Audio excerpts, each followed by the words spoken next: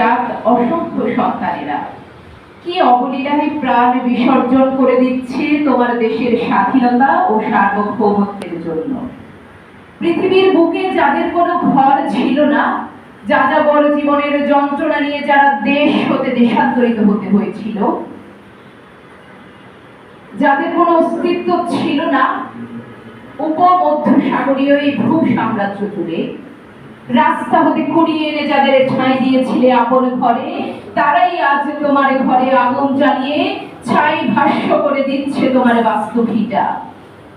তাদের গভীর চক্রান্তের ধূম্র জালে আটকে আছে তোমার অস্তিত্ব সম্পদ। প্রতিদিন নিরীহ পাখির মতো নির্বিচারে হত্যা করছে তোমার সন্তানদের।